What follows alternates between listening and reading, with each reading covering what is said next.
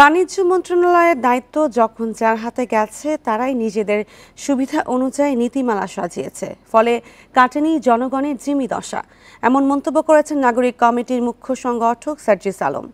মঙ্গলবার বিকেলে রাজধানীতে নাগরিক কমিটির আলোচনায় কথা বলেন তিনি। এদিকে বক্তারা বলেছেন, হাসিনাকে ফ্যাসিস্ট হয়ে উঠতে সহায়তাকারীরাও অপরাধী। মঙ্গলবার ২০ মিলনায়তনে জুলাই অভ্যুত্থান পরবর্তী পররাষ্ট্রনীতি শীর্ষক আলোচনা সভার আয়োজন করে নাগরিক কমিটি। উঠে আসে পতিত আওয়ামী লীগ সরকারের নানা অনিয়ম। বক্তারা বলেন, হাসিনাকে ফ্যাসিস্ট হতে যারা সহায়তা করেছে সবার বিচার হওয়া জরুরি। হাসিনাকে কে তৈরি করেছে?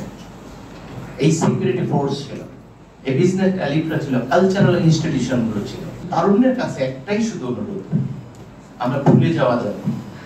বিশিষ্ট জনেরা বলেন, সাধারণ মানুষের চাহিদা নিয়ে প্রভাবশালী ব্যক্তি ও রাজনৈতিক নেতারা কথা বলেনি, যার ফলে এতদিন ধরে লঙ্ঘন হয়েছে মানবাধিকার।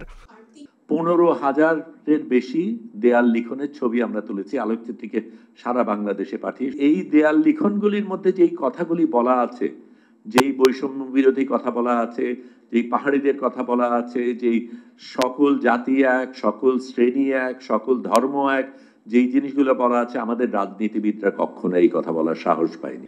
এর আগে কূটনীতিতে বাংলাদেশের সম্পৃক্ততা শীর্ষক আলোচনায় যোগ দেন সংশ্লিষ্টরা। এ সময় উঠে আসে রোহিঙ্গা ইস্যু। বক্তারা বলেন, রোহিঙ্গাদের প্রত্যাবর্ষণে এখনই বলিষ্ঠ ভূমিকা রাখতে হবে।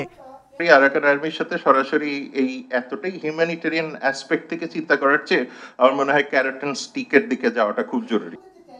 এ সময় জাতীয় নাগরিক কমিটি বলছে, দেশের কূটনীতি বা অর্থনীতি আর ২-৩ দেশ কেন্দ্রিক হবে না। বাণিজ্যের দুরবস্থার জন্য ক্ষমতাসীনদের স্বার্থপর মনোভাবকে দায়ী করা হয়। যদি তিনি বিজনেসম্যান হন, চিন্তা করেন ক্ষমতা তো ১-২-৫ বছরের জন্য, কিন্তু আমার বিজনেস সারা জীবনের জন্য, আমার পরবর্তী প্রজন্মের জন্য। তিনি তার পলিসিগুলাই ওইভাবে করেন, কিংবা যে সীমাবদ্ধতাগুলো ততটুকুই তিনি সেখান থেকে সামগ্রিকভাবে উত্তরণ ঘটানোর চেষ্টা করেন, যতটুকু তার কিংবা তার অংশীদারদের বিজনেসে ক্ষতি করবে না। সার্জিস আরও বলেন, বাংলাদেশের সঙ্গে যে দেশ যেমন আচরণ করবে, বাংলাদেশের আচরণও তেমনই হবে। ইকরামুল কবির, ইন্ডিপেন্ডেন্ট নিউজ, ঢাকা।